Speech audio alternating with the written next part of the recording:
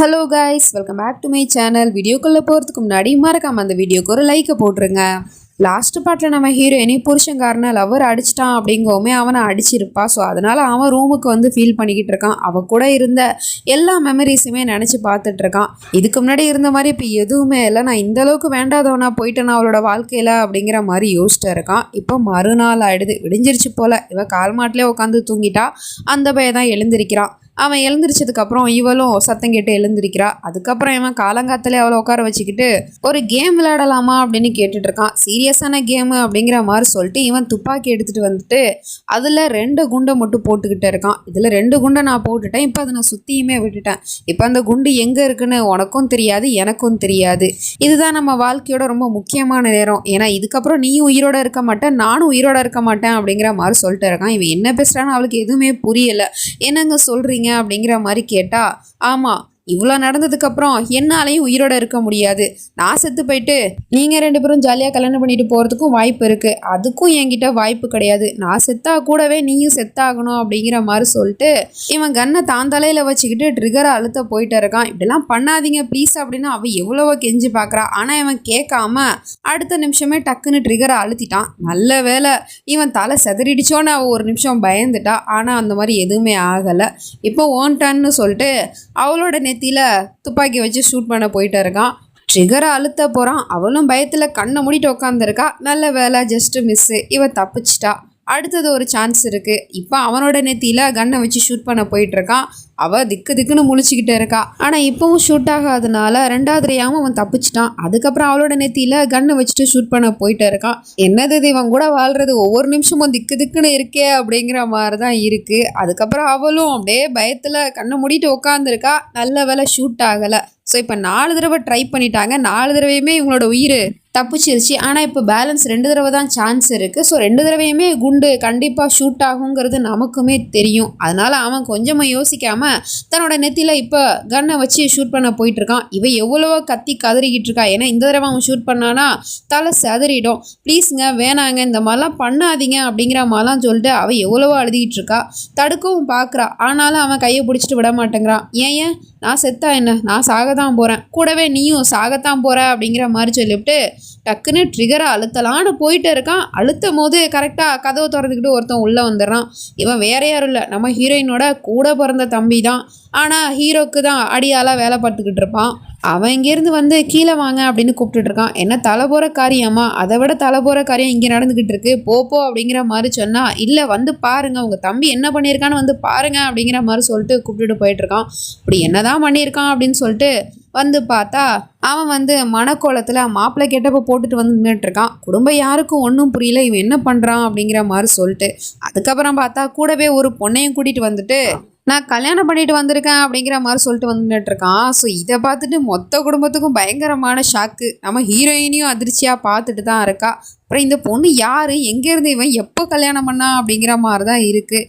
ஆனாலும் குடும்பத்தில் இருக்கிற யாருமே நம்ப மாட்டுறாங்க. என்ன விளையாடுறியாடா, உனக்கு என்ன அது விளையாட்டா போச்சா அப்படிங்கிற மாதிரி கேட்டா, அட நிஜமாக தான் பாட்டி, நான் ஏன் விளையாட போகிறேன், இங்கே பாருங்கள், நான் கல்யாண ட்ரெஸ் போட்டிருக்கேன், அவள் போட்டிருக்கா, அவளோட கழுத்தில் நான் கட்டின தாலி தொங்குது, நெத்தியில் நான் தான் குங்குமம் வச்சேன், அப்புறமும் நீங்கள் நம்பாட்டி என்ன பண்ணுறது, ஒருவேளை முகத்தை காட்டினாதான் நம்புவீங்களோ என்னமோ, ஆனால் இவளை ஆல்ரெடி உங்களுக்கு தெரியும், தெரிஞ்ச முகம்தான் அப்படிங்கிற மாதிரி வேற சொல்லிக்கிட்டு இருக்கான்.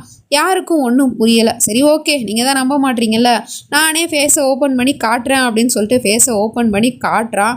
அது வேற யாரும் இல்லை, இவன் கல்யாணம் பண்ணிட்டு வந்தது அந்த ஆட்டக்காரி தான். அண்ணங்காரன் கூட சைடில் வச்சுட்டு இருந்திருப்பான் இல்லையா, அது மட்டும் இல்லாமல் நம்ம ஹீரோ கிட்ட பயங்கரமாக அடி வாங்கியிருப்பா. அந்த பொண்ணை தான் இப்போ இவன் கல்யாணம் பண்ணிட்டு கூட்டிகிட்டு வந்திருக்கான். இதை பார்த்து அவங்க எல்லாருக்கும் பயங்கரமான ஷாக்காக இருக்குது. ஏன்னா இந்த பொண்ணு ஒரு ஆட்டக்காரி, வீட்டிலேயே இங்கே வேலைக்காரி மாதிரி தான் சுற்றிட்டு இருப்பா. இவளை போய் இவன் கல்யாணம் பண்ணிக்கிட்டான் அப்படிங்கிற மாதிரி தான் பார்த்துட்ருக்காங்க.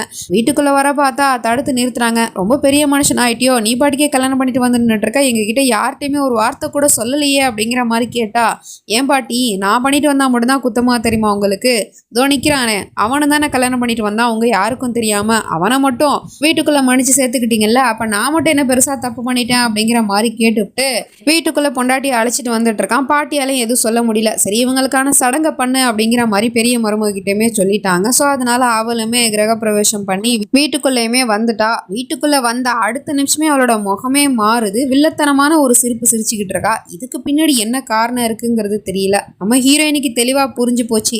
நம்ம மேல இருக்கிற கோவத்துல தான் இவன் இப்படி ஒரு காரியத்தை பண்ணிட்டு வந்து நின்றுட்டு இருக்கான் அப்படிங்கிற மாதிரி சொல்லிட்டு அதுக்கப்புறம் ஆளுக்கு ஒரு பக்கமா பிரிஞ்சு போயிடுறாங்க. அப்புறம் இவளும் தன்னோட ரூமுக்கு வரா. வந்து பார்த்தா புருஷங்காரன் திரும்பவும் கையில கண்ணை வச்சுட்டு உட்காந்துருக்கான் கோவத்தோட. இவளுக்கா பயமா இருக்கு. திரும்பவும் விட்ட இடத்துல இருந்து ஸ்டார்ட் பண்ண போறானா அப்படிங்கிற மாதிரி பயந்துகிட்டே உள்ள வந்துட்டு இருக்கா. ஆனா அந்த பயலோ கையில கண்ணு வச்சிருக்கான். ஆனா அதுல இருக்கிற புல்லட்டை இவன் வெளியே எடுத்துட்டான் போல. இப்ப சொல்லிக்கிட்டு இருக்கான், நம்ம 2 பேரோட வாழ்க்கையை முடிச்சுக்கலாம்னு நினைச்சதே அவனாலதான். இப்பதான் அவன் கல்யாணம் பண்ணிக்கிட்டான்ல, புதுசா அந்த பொண்ணை கல்யாணம் பண்ணிக்கிட்டு வீட்டுக்கு வந்துட்டு இருக்கான். இதை நான் எதிர்பார்க்கல. அதனால இதுக்கப்புறம் நம்மளும் ஜாகணுங்கிற அவசியம் கிடையாது. ஆனா ஒரு விஷயத்த மறந்துடாத, இன்னமும் இந்த புல்லட்ஸ்ல உன் பேரும் என் பேரும் எழுதி இருக்கு. என்னைக்காவது நீ என்னோட நம்பிக்கையை உடைக்கிற மாதிரி ஏதாவது ஒரு காரியத்தை பண்ண அப்படின்னு வச்சுக்கேன், அதுக்கப்புறம் நான் கொஞ்சமும் யோசிக்க மாட்டேன்.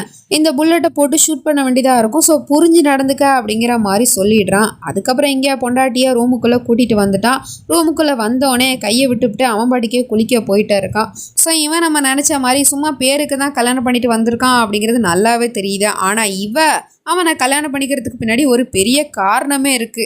அதை இப்போ இங்கே தான் ரிவீல் பண்ணுறாங்க. ஆக்சுவலி இந்த வீடு இத்தே பெரிய வீட்டுக்கு உண்மையான சொந்தக்காரியே இவ தான். இவளோட அப்பா தான் இந்த வீட்டையே கட்டியிருக்காரு. இவங்க ஒரு குடும்பமாக வாழ்ந்துட்டு இருந்திருக்காங்க இந்த வீட்டில். சின்ன வயசில் இவ ரொம்ப குட்டி பொண்ணாக இருக்கும் போது அப்பாவை கொண்டுட்டு வீட்டை அபகரிச்சுக்கிட்டாங்க போல. ஏன்னா அப்போல்லாம் அவங்க திருட்டு பசங்களாக தானே இருந்தாங்க. ஸோ அதனால ஊரை அடித்து ஒலையில போட்ட கதையாக தான் இவங்களோட வீட்டையுமே அப்பாவை கொலை பண்ணிட்டு எடுத்துக்கிட்டானுங்க போல. ஸோ இந்த உண்மையெல்லாம் அம்மா தான் பொண்ணுக்கிட்ட சொல்லிக்கிட்டு இருக்காங்க.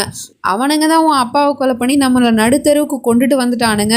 அவனுங்க யாரையுமே சும்மா விடக்கூடாது. குடும்பத்தில் இருக்கிற அத்தனை பேரையும் பழி வாங்கியே ஆகணும் அப்படின்னு சொல்லிட்டு சின்ன வயசுலேருந்தே சொல்லி கொடுத்து வளர்த்துருப்பாங்க போல. ஸோ அதனால தான் இவ ஒரு ஆட்டக்காரி மாதிரி இந்த குடும்பத்துக்குள்ள என்ட்ரி ஆக பார்த்தா. அதுக்கப்புறம் அண்ணங்காரன் கூட கொஞ்ச நாள் இருந்தா. அதுவுமே இந்த குடும்பத்துக்குள்ள நுழையணும் அப்படிங்கிறதுக்காக தான். ஆனா இப்போ ஒரு மருமகளா இந்த வீட்டுக்குள்ள என்ட்ரி ஆயிட்டா. அதுவும் அந்த குடும்பத்தை பழி வாங்கறதுக்காக.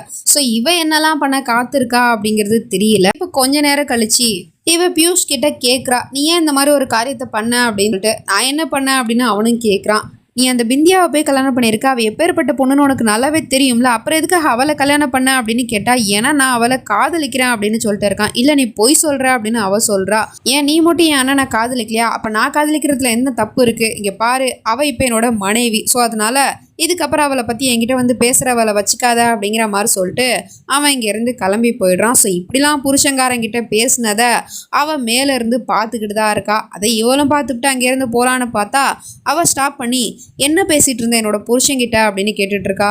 அவன் என்னோட ஃப்ரெண்டு, அவனுக்கு எனக்கும் 1000 இருக்கும், அது என்னோட பர்சனல் அப்படின்னு சொல்லிட்டு அவன் இங்கேருந்து போக போனால், என்ன பர்சனல்மா? இப்போ அவர் என்னோட புருஷன், என் புருஷங்கிட்ட பேசிட்டு அதை பர்சனல்னு வேற சொல்லிக்கிட்டு இருக்கியா அப்படின்னு கேட்டுட்ருக்கேன். இங்கே பார், நீ நினைக்கிற மாதிரி எதுவும் இல்லை, நாங்கள் ஜஸ்ட் ஒரு ஃப்ரெண்ட்ஸ் தான் அப்படிங்கிற மாதிரி சொல்லிட்டு பேசினா. அப்போ அந்த பக்கமா இவளோட புருஷன் அந்த முரட்டு பைய போகிறது தெரியுது. உடனே இவ அவனை கூப்பிடுறா, மாமா இங்கே வாங்கலே அப்படிங்கிற மாதிரி சொல்லிட்டு. இவ யாரை கூப்பிடுறா அப்படிங்கிற மாதிரி அவனும் திருன்னு முழிச்சிட்டு இருக்கான். உங்களை தான் மாமா, வாங்க அப்படிங்கிற மாதிரி சொல்லிட்டு அவனை கூப்பிட்டு, உங்கள் பொண்டாட்டி என் புருஷன்கிட்ட பேசிகிட்டு இருக்கா, அவகிட்ட சொல்லி புரிய வைக்க பார்த்தா அவள் புரிஞ்சிக்கவே மாட்டேங்கிறா, நீங்கள் கொஞ்சம் புரிய வைங்களேன், உங்கள் பொண்டாட்டி தானே அப்படிங்கிற மாதிரி சொல்லிட்டு அவன் ஏற்கனவே ஆடுவான். இவ வேற ஏற்றி விட்டுக்கிட்டு இருக்கா. அவனுக்கு கோவம் வருது. அவன்கிட்ட பேசுனியா அப்படின்னு கேட்டா, ஆமாம், ஆனால் அது அப்படின்னு அவ ஏதோ சொல்ல வரதுக்குள்ள அவன் இங்கேருந்து கோவமாக கிளம்பி போயிடுறான். இவ்வளோ இங்கே பாரு, நீங்கள் இதுக்கு முன்னாடி வேணால் ஃப்ரெண்ட்ஸாக இருக்கலாம், ஆனால் இப்போ உனக்கும் கல்யாணம் ஆயிடுச்சு, அவருக்கும் கல்யாணம் ஆயிடுச்சு, அவர் என்னோட புருஷன், அதனால என் புருஷனை விட்டு தள்ளியாரு, அதுதான் உனக்கு நல்லது அப்படிங்கிற மாதிரி சொல்லிட்டு மிரட்டிட்டு போயிட்டுருக்கா. இவன் இந்த குடும்பத்தில் இருக்கிறவங்கள மட்டும்தான் பழி வாங்குவான்னு பார்த்தா நம்ம ஹீரோயினிக்கு நடுவுலையுமே பிரச்சனையை உண்டு பண்ணிக்கிட்டு இருக்கா. ஸோ இது எங்கே போய் முடிய போகுதுன்னு தெரியல. வெயிட் பண்ணி தான் பார்க்கணும். நெக்ஸ்ட் நினச்சி நம்ம அடுத்த பாட்டில் பார்த்து தெரிஞ்சுப்போம். அது வரைக்கும் பை ஃப்ரெண்ட்ஸ்.